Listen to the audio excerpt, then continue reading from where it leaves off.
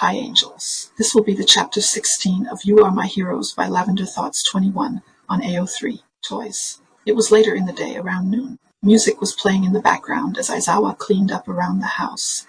The boys were playing on the rug in the living room. Bakugo was arranging his mega blocks on the floor by color in a long straight line. Midoriya, on the other hand, was playing with one of the plastic horses, jumping over Bakugo's wall as hurdles. There was music playing in the background as they played, each of them doing their own thing. As Aizawa sat down on the couch for a quick break from his chores, he noticed a change in Bakugo's demeanor. The boy wasn't facing the man's direction. Usually Bakugo sat facing Aizawa, at the very least keeping the man in his peripheral vision. Aizawa hoped that this meant the boy trusted him a bit more, but kept his hopes down. It was more likely Bakugo had let his guard down with the distraction of toys. No more, Bakugo spoke up as he finished arranging his line of mega blocks. No more left in the bag. Want to play with horses? Izuku asked the blonde as he turned to him.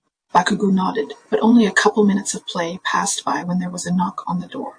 Aizawa got up to open the door, and the two boys stayed silent with questioning gazes. When Aizawa opened the door, he was greeted with a smile from the delivery lady. To his surprise, it was the same delivery lady from yesterday, the one who delivered his groceries. Nice to see you again, Mr. Aizawa. I got your order. The girl kept a smile on her face as she handed the man the shopping bags from her hands. Not stalking me, are you? Aizawa questioned the young woman, half joking. No, sir. I tend to accept a lot of deliveries in this area. I promise this is just a coincidence. The girl answered in a panicked voice, taking his question seriously. It makes sense. Aizawa agreed with her excuse to make her more comfortable. She sighed in relief. The girl's eyes went past the man's head and to the two boys staring her way. It was obvious they recognized her from the other day, with the recognition clearly in their eyes. Hello, she greeted them with a small wave and a friendly smile.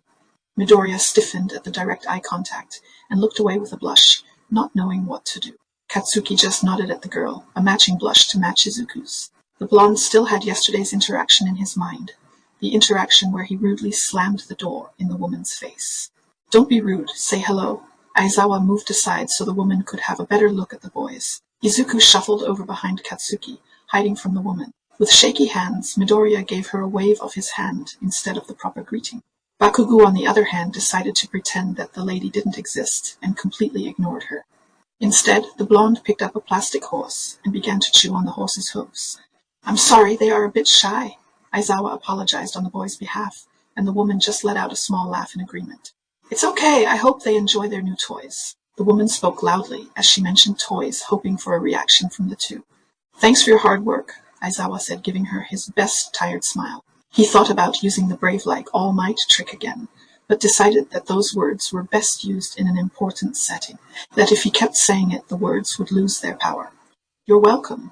The lady gave one last wave to the boys before turning around and leaving back to her car. Aizawa grabbed the bags and hurried to open them on the table. With the woman gone, the boys had returned to their calm state, looking curiously at Aizawa. The man opened the bag to see the goodies he ordered yesterday, sensory toys for the boys. Is it toys? Izuku asked as he got up to see what the man had brought. Yeah, I think you will like these, Aizawa said as he took out some of the items. It for me? Izuku questioned, eyeing the bags with excitement. The boy was standing on his tippy toes, rocking back and forth as he tried to sneak a peek inside the bags. For you and Bakugo, Aizawa assured him and pulled out the first toy. It was a simple poppet. The shape was a hexagon, and each line was a different color, making a rainbow. Aizawa tore off the plastic and handed it to Izuku. The poppet looked huge in Izuku's hands, covering most of his torso as he held onto it. Izuku's green eyes darted around the object, unsure of its purpose. Like this, Aizawa grabbed the poppet and set it on the table, demonstrating how to play with it. Midoriya watched as the man pushed down on one of the circles, making a dent. Midoriya was unsure of the toy at first, but once his tiny finger pressed down on the circle next to the one Aizawa already popped, his eyes lit up. The boy started to pop the bubble-like plastic, counting every one of them as he went down row by row. The boy liked that he had a visual while counting, being able to look back on how many he had popped and how many he had left. When the boy finished, he let out a pout. His fun ended too soon. You can flip it, Aizawa said, and turned the poppet around to reveal a fresh, unpopped slate. Izuku's eyes lit up as he realized he could continue his play. Bakugo looked up at his friend who was enjoying the new toy. The blonde let out a huff of jealousy and looked into Aizawa's eyes, waiting for his turn. There was a chewing motion coming from Bakugo's mouth, and this worried the man. The The boy could choke if he put something small in his mouth. Bakugu, what did I say about putting stuff in your mouth? Aizawa asked, but the blonde simply shook his head no. Come. The blonde hesitated, but stood up and walked over to the man. Aizawa was surprised Bakugu had listened to his command at all. He was prepared to go over to them instead and see what was in his mouth. Open your mouth, please, Aizawa ordered Bakugu softly, and the boy looked up at him, huffing in annoyance. It took a second, but Bakugu opened his mouth. To Aizawa's surprise, he found nothing. Aizawa took out his phone and used the flashlight feature for a better look. The boy was definitely chewing on something. The light illuminated the boy's mouth, and Aizawa was relieved by the sight of his teeth. It wasn't as bad as past experiences, but it was clear by the plaque on Bakugu's teeth that he needed a dentist appointment for proper teeth cleaning. It didn't look like he had any really bad cavities, but his gums were pale, and his tongue was too. Aizawa winced as he looked at the inside of Bakugu's cheeks. There was some scar tissue on the sides, where Bakugu's teeth were meeting. The boy was chewing the inside of his cheeks, and had been doing so for a long time. There were some irritated marks along the side, not bleeding, but still red and swollen. Let's try not to chew our cheeks again, okay? Aizawa asked, and Bakugu glared at the man. It was clear he didn't want to follow that recommendation. I got something for you, Bakugu, so please try it, Aizawa said as rummaged through the bag for the item. The man pulled out what he was looking for, a chew necklace he had bought with Bakugu in mind. It was a rubbery material in the shape of a crystal. The color was orange, and it had a hole on top with string to have it as a necklace. Can I put it on you? Aizawa asked, and the blonde slowly nodded, unsure of the object. The man put the string around Bakugu's neck, tying the string to the appropriate length, and cutting off the extra. The orange crystal fell down onto Bakugu's chest as the man let go of the object. Go on, try it, Aizawa urged the boy on, but Bakugu was still unsure. Chew? Bakugu questioned and softly grasped the orange crystal. Yes, Bakugu lifted the crystal to his mouth, and Aizawa could see the rubbery material compress in the boy's teeth. An instant smile spread across the boy's face as he began to chew on the gem. Katsuki began to unapologetically chew on the necklace with most of his jaw's might. It was clear he was happy to have an item he was allowed to chew on without needing to hide or be afraid of scolding.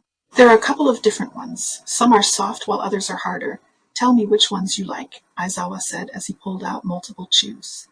Some in different shapes, like stars, gems, and even ovals. Bakugu began to try every single one of them, chewing some longer than others, putting aside the ones he didn't like. The really soft ones weren't any good to him, and the really firm ones hurt his teeth. Instead, he picked out a nice in-between texture and brought those closer to him. Luckily, the one already tied around his neck was his favorite. He kept chewing on that one as he pushed aside the chews he disliked and lined up the ones he did. You like it? Aizawa asked Katsuki, wanting to make sure the kid liked the gift. Bakugu looked up to Aizawa, his new chew crystal in the side of his mouth. The boy's eyes were wide, and the lights shined brightly in them as he stared directly into Aizawa's eyes. The boy gave a couple of firm nods, and Bakugu felt seen. There's more stuff for you too, Aizawa announced, and decided to pour out the toys on the coffee table rather than taking them out one by one. Midoriya looked up from his current obsession. The pop-it was fun, and he had begun to pop in new patterns, but he was also excited about the new toys. Bakugu was already rummaging around in the new toys and had found a book. This book wasn't like any normal kid's book. This book had an octopus on the cover, and the tentacles were made of plastic. Bakugu rubbed his hand on the cover, the texture of the hard plastic sending shivers down his spine. The boy turned the page. Each page held a different animal with a different texture pattern. Some were ridged, while others were soft or smooth. As Aizawa unboxed and opened the toys, Midoriya found interest in a rainbow slug. The boy grabbed the slug and felt the texture in his hands. He started to shake the thing around, which created soft clicking sounds at every turn. This caught the attention of Bakugu. The trance the book had placed him in was broken as the slug's sounds blessed his ear. You want it, Kachan? Izuku asked, and handed the blonde the slug. It was clear that the green boy didn't find as much interest in it. Bakugu began to shake the slug closer to his hearing aids to better capture the sound. Aizawa made sure to make a note of this. He wanted to search on the web if there were sensory toys for sounds. Aizawa handed Midoriya a gel-filled squishy ball. The color was red and held some sparkly glitter inside. The boy squeezed the ball and was instantly in love with the thing. He started to squeeze the ball rapidly in one of his hands. Aizawa had bought most of these for them to not only stop their self-harming stims, like Midoriya's hair pulling and Bakugu's dangerous chewing, but to also have them as a way for them to calm themselves when upset. This is so fun, I don't want it to pop. It will be messy. I never saw this before. The toys you got are nice. Right, Kakan? Izuku began to mumble under his breath as he played with the squishy. Fun, Bakugo stated in agreement as he played with the slug in his hands. I'm happy that you like it, Aizawa told them with a smile. These toys were a major win. Thank you, sir, Midoriya said loudly towards the man. Aizawa didn't know where the kid had learned to call him sir, but it wasn't unwelcome. It was a shame that Izuku still could not look Aizawa in the eyes, but it was something the man had accepted as difficult for the young boy. Bakugo clicked his tongue, annoyed that Midoriya had shown his gratitude first. Feeling like he had to say thank you too, Katsuki slowly made his way closer to the man. What is it, sweetheart? Aizawa questioned softly as the boy looked up at him. Bakugo put his shoe back into his mouth and looked up at Aizawa. The eye contact wasn't new from the blonde, but he started to stare a little longer than usual. The silence grew awkward as Aizawa tried to figure out what the boy wanted. Thank you, Bakugo said the words slowly as he continued to chew on the necklace. You're welcome. Aizawa felt happy with the effort Bakugo was showing him. Unconsciously, the man put his hand on Bakugo's head and ruffled the blonde's hair. The instant Bakugo flinched, Aizawa realized his mistake and quickly pulled away. Bakugo stomped angrily away and chewed harder on his necklace. The physical affection was received poorly. Aizawa let the boys play with the toys, helping them open the boxes and snipping away zip ties. They spent a lot of time sorting through their favorites and sorting out the ones they didn't like. Either way, this was a fun activity in their mind, and it made an excuse to involve Aizawa in their playtime.